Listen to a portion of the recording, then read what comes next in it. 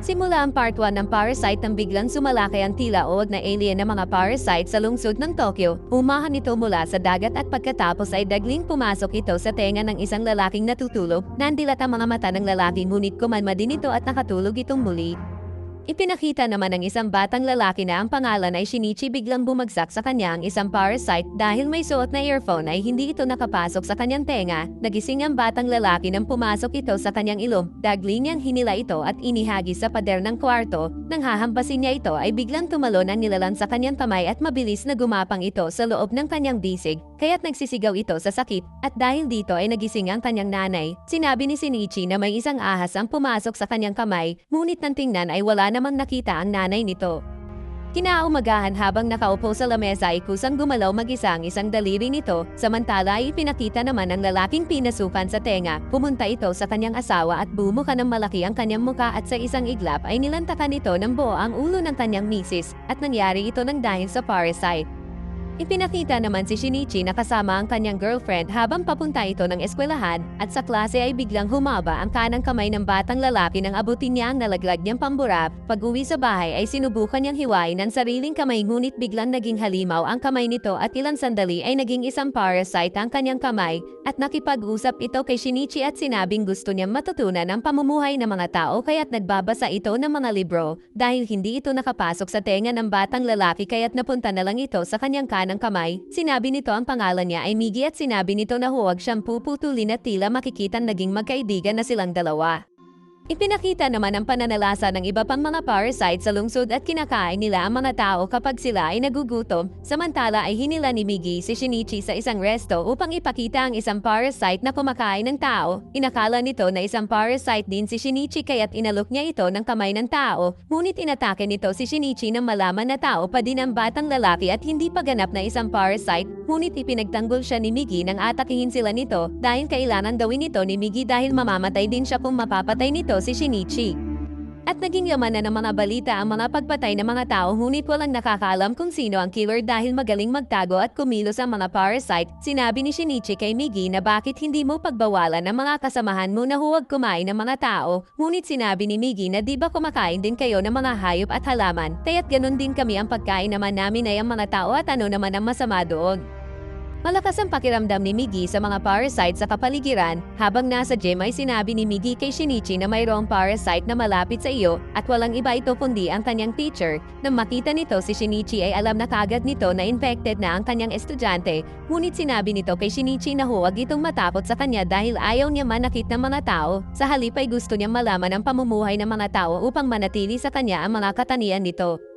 Pagkatapos ay ipinakilala niya sila Shinichi at Migi sa isang estudyante at pulis na mga parasite. Pagkatapos ay sinabi ng teacher na buntis siya at ang pulis ang ama ng kanyang dinadala. Tao ang kanilang anak at gusto niyang mamuhay ito na katulad ng mga tao. Gusto nilang itago ang kanilang mga pagpatay dahil nababalita na ang mga ito. Inalok niya sila Shinichi na sumali sa kanilang samahan ngunit tumanggi ang batang lalaki. Nang sumunod na gabi ay inabangan sila ng pulis sa daan. Isiniwalat ni Migi na papatayin sila nito dahil nalaman ng pulis na sila ang pumatay sa isang chef na parasite, kaya't matindi silang nakipaglaban sa umataking pulis at sa wakas ay napatay ito ni Shinichi. Agad na umuwi ang batang lalaki dahil hindi niya akalaing nakapatay siya. Pagkatapos ay lumipat ang parasite sa katawan ng nanay ni Shinichi at pumunta ito sa kanyang anak upang patayin ito. Sinabi ni Migi na siya ang pulis at papatayin kanya, ngunit nagalit si Shinichi na mag-iingat ka sa sinasabi mo dahil nanay ko iyan. Ngunit sinabi ni Migi iyan talaga ang katotohanan. Nag-iiyak si Shinichi at nagsisi dahil ayaw niyang mawala ang kanyang ina, ngunit biglang nabiyak ang mukha ng kanyang ina at tinatake nito si Shinichi. Halos mamatay na ito dahil sa dami ng dugong nawala.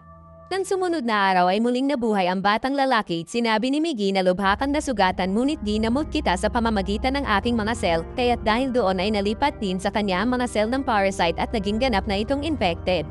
Nagsimula na itong hanapin ang kanyang ina at nagpunta ito sa teacher upang hanapin ang pulis ngunit ayaw itong ituro ni Miss Tamiya. Sinabi ni Migi na kailangan niyang matulog ng 4 na oras sa isang araw at sa oras na iyon ay kailangan niyang makipaglaban ng mag-isa dahil hindi niya magagawang makipaglaban para kay Shinichi. At dahil sa cell ni Migi na lumipat sa katawan ni Shinichi ay lumabas na din ang mga katanian nito sa batang lalaki.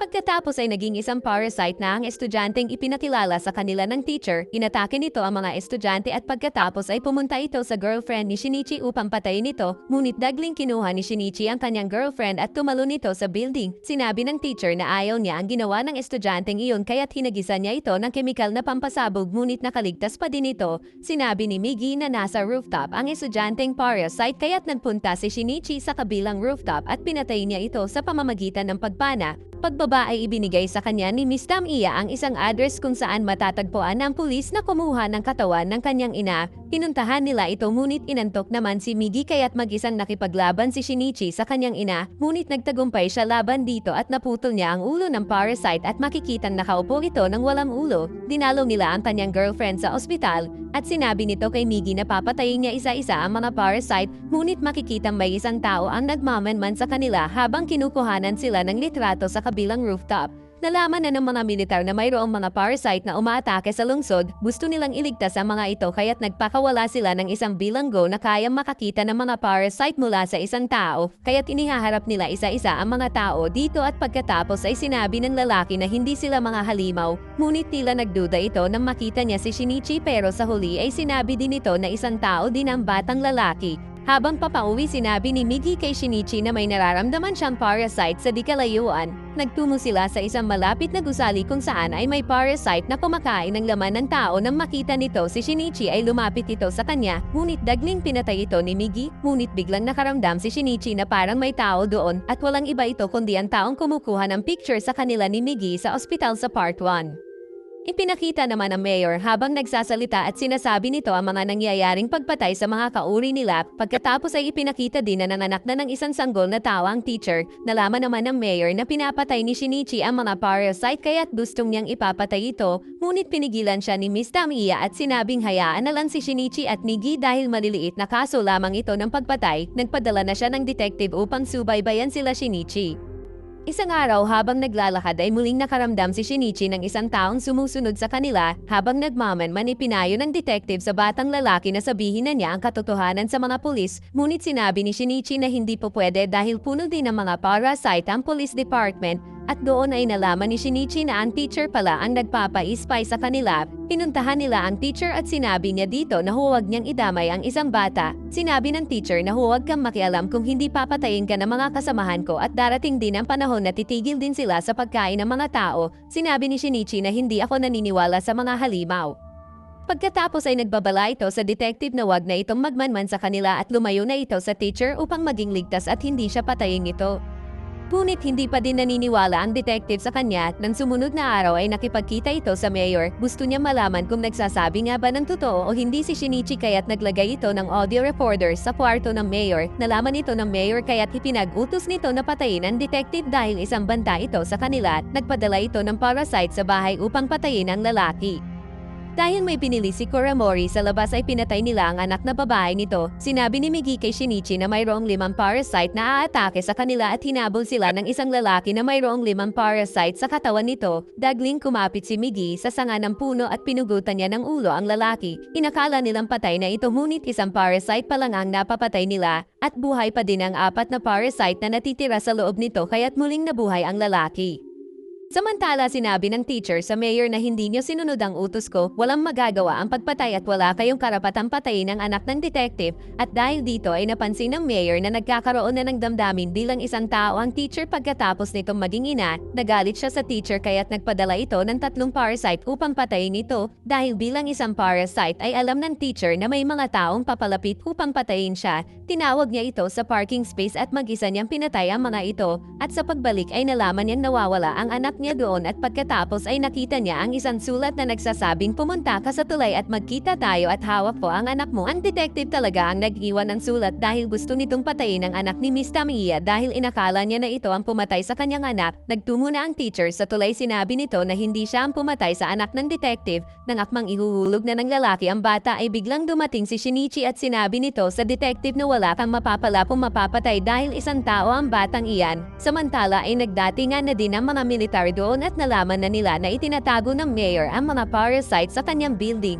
Tinitingnan nila isa-isa ang mga tao doon at binabaril nila ang mga nahuhuli nilang mga parasite at kasama din nila ang serial killer. Ipinakita din ng mayor na nagsasalita kung saan ay sinasabi nito na ang talagang mga halimaw ay ang mga tao dahil pinapatay nila ang mga parasite ng walang kadahilanan. At pagkatapos ay pinagbabarin siya ng mga militar doon. Sinabi ng serial killer na isang tao talaga ito pero tinutulungan niya ang mga parasite. Paglingon ng lalaki ay nakita niya si Goto, ang lalaking naglalaman ng 5 parasite. Pinagbabarin nila ito ngunit hindi ito tinatablan. Samantala, ihahagis na ng detective ang sambul na hawak-hawak nito, kaya't upang mailigtas ang anak ay mabilis na naging parasite si Miss Tamiya at dagli niyang tinusok sa dibdib ang detective at doon ay nasaksihan ng lahat na isa siyang parasite. Pagkatapos ay kinuha niya ang kanyang anak sa detective. Habang papalapit ang teacher upang ibigay ang anak kay Shinichi ay pinagbabaril siya ng mga pulis. Biglang bumalot ang buhok ng teacher sa bata upang maprotektahan ito. Pagkatapos ay ibinigay nito ang anak kay Shinichi at sinabing gusto kong mabuhay ang sanggol na ito na kasama ka. At pamaya-maya ay dagling namatay ito dahil sa dami ng tama ng baril at doon ay biglang naalala ni Shinichi ang kanyang ina kaya't napaiyak ito. Sinabi niya kay Satomi na muling bumalik ang kanyang mga luha. Ilang sandali ay kinuha na ng mga pulis si Shinichi para sa ilang mga katanungan at doon ay nakatanggap sila ng balita na pinatay ang mga militar ng isang taong mayroong 5 parasite. Nang aatakihin sila ni Goto ay agad silang sumakay sa kotse upang makaalis doon, ngunit sinalakay sila nito kaya't nahulog at sumabog ang kanilang kotseng sinasakyan. Pagkatapos ay nagpunta sila sa isang gubat. Sinabi ni Migi na malalaman niya kung nasaan ako ngunit ikaw ay hindi kaya't naghiwalay muna sila sa isa't isa. Samantala ay nakarating na si Goto doon at tinatake ito ni Migi at isinakripisyo ang kanyang sarili. Habang nakikipaglaban ay sinabi niya kay Shinichi na tumakas na ito at sinabing malaki ang pasasalamat ko nang makilala kita. Pagkatapos ay pinatay siya ng malupit na parasite. Samantala ay nagpunta si Shinichi kay Satomi. Sinabi niya dito na wala na si Migi at habang nakahiga ay nakita niyang tumutubo muli si Migi sa kanyang braso. Nangyari ito dahil may naiwang piraso ni Migi sa kanya nang gamutin siya nito. Natakot ang batang lalaki dahil masusundan siya ni Goto dahil nabuo ulit si Migi, kaya't dagling umalis ito para sa kaligtasan ng kanyang girlfriend. At sa paglabas ay nahuli siya ni Goto. Nang atakihin siya nito ay sinaksak niya ito ng isang bakal sa tiyan ngunit tila walang nangyari dito. Sinabi nito na lagi kong naririnig ang isang boses na nagsasabing kailangan patayin kita. Nang akmang papatayin na nito si Shinichi ay biglang lumabas si Migi at inatake nito ang parasite. Sinabi ni Migi na nairita ang mga parasite sa loob nito dahil sa reaksyon ng kemikal sa bakal na isinaksak sa kanya ni Shinichi. Kaya't nag-alisa na isa-isa ang mga parasite sa katawan ni Goto at naiwan na lang ang ribcage ng lalaki. Upang hindi na muling mabuhay ay inihagis ito ni Shinichi sa apoy. Pagkatapos ay naging maayos na muli ang lahat. Sinabi ni Migi kay Shinichi na kailangan na nilang maghiwalay kaya't nagpaalam na ito sa batang lalaki. Umiyak si Shinichi dahil ayaw niyang pumayag na umalis si Migi at pagkatapos ay umiyak ito na maging normal na ulit ang kanyang kanang kamay. Pagkatapos ay naging masaya na ang buhay nila ni Satomi. Lagi din nilang dinadalaw ang anak ng teacher. Ilang sandali ay makikitang kinidnap ni Irigami si Satomi. Sinabi niya na naniniwala siya na ang mga tao ang tunay na mga halimaw at humingi siya ng opinyon ni Shinichi dahil sigurado siyang isang parasite si Shinichi. Ngunit sinabi ni Satomi na ikaw ang totoong halimaw dahil pinapatay mo ang mga tao. Pamaya-maya ay hinila pababa ni Irigami si Satomi kaya't nahulog ito mula sa building. Ngunit dagling sumugod si Shinichi sa girlfriend upang iligtas ito. Hinawakan niya ito ng kanyang kanang kamay at pagkatapos ay nalaman nila na muling lumabas at tinulungan sila ni Migi doon. At dito na po Lods nagtatapos ang napakaastig na movie ng Parasite. Maraming salamat po Lods sa panonood.